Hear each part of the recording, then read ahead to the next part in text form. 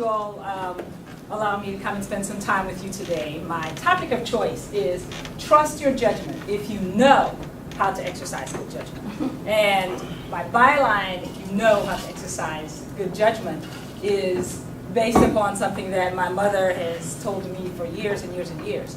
Because good judgment is basically common sense in my mind.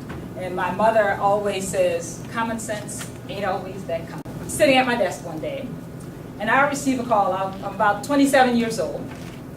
I receive a call from the CFO of the corporation that I was employed with. Sitting there, I know that I have this great opportunity, right? So I can say, sure, sign me up, go to headquarters.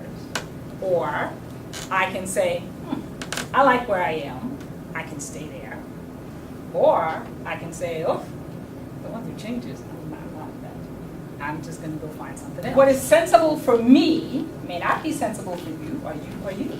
But I make those sensible conclusions based upon the facts that surround me and the impact that it will have on me and my person. So that's why I say exercising good judgment is about considering all the facts and circumstances, because just being, 20-something, having a CFO call you, make this offer which sounds really appealing, I could have made a snap emotional decision saying, wow, this is really cool, because I know that there would have been other opportunities for me when I went to headquarters. But I also knew longer term, this was not the place for me. Consider feedback, but trust your instincts. No one knows you better than you.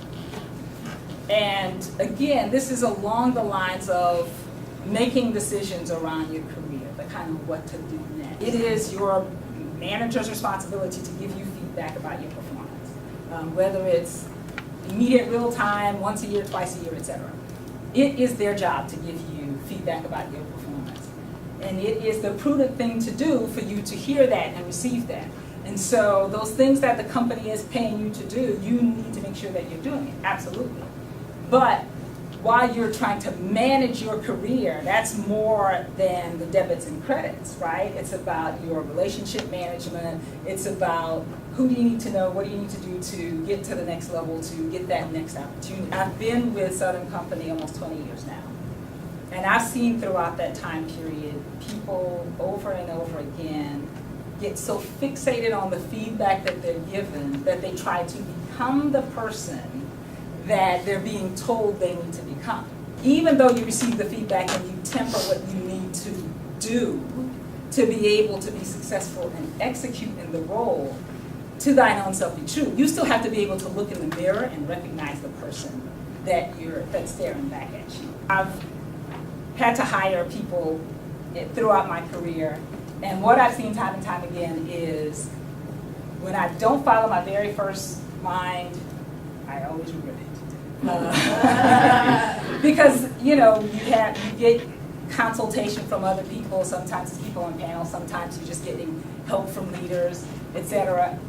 Every time I've hired kind of my second or third choice, I regret it. So good judgment is the result of experience, and experience the result of bad judgment. You can learn good judgment from watching other people exercise good judgment, and more importantly, exercise bad judgment. For me, it's biblical. And this is something I live by. Proverbs 3, 5, and 6. Trust in the Lord with all your heart and lean not on your own understanding. I don't believe that I have it all. But I do try to pay very close attention to my environment, to the people that are around me. And I am very comfortable and very confident in the decisions that I make and how I exercise judgment, only because I know that it is not about me, that I don't have all the answers.